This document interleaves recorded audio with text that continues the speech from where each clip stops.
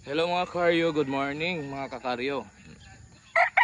Nandito naman tayo mulit sa munting manukan natin, sa maliit na manukan.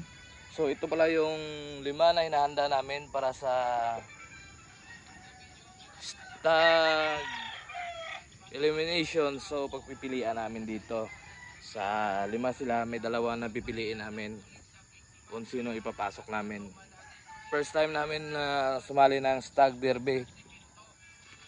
Nakasali na kami ng mga derby pero mga kak, halos lahat kak yung sinalihan namin. So first time namin na sumali ng stag derby. So ito susubukan natin. So ngayon magpapaaraw tayo.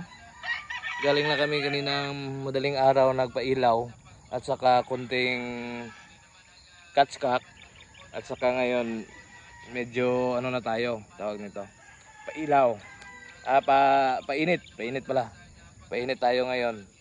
So ito yung gagamitin natin,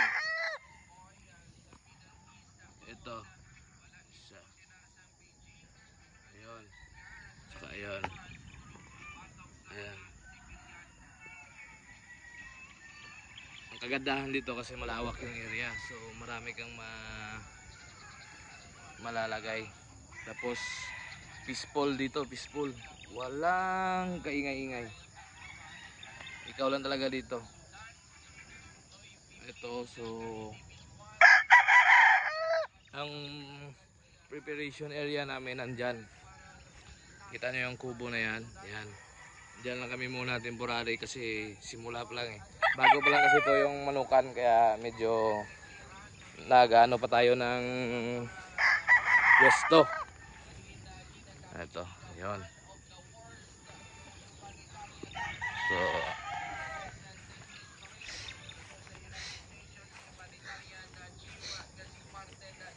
ito yung preparation area namin. Diyan kami nagpapailaw. At saka ito yung tinitira ng kapatid ko kasi siyang nagbabantay.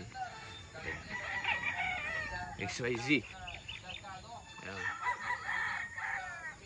Andito naman sa baba yung cording area ko. Ayan, cording area. Ayan. May ilang heads lang tayo ngayon. Kunti pa lang to kasi nagsisimula pa lang tayo. Pa unti-unti. Ayan. Ayan yung ano, cording area. So yan nga guys. Susubukan natin ang stagan. Tapos next week i-share ko yung 21 days conditioning ko. Sa akin lang yan ha, pero sa atin may kanya-kanya naman tayong paraan sa pagkokondisyon Akin i-share ko lang mula medication at saka training. Eto. Ano ba yan guys, hanggang dito na lang yung video ko at maraming salamat. Please like and subscribe. Thank you.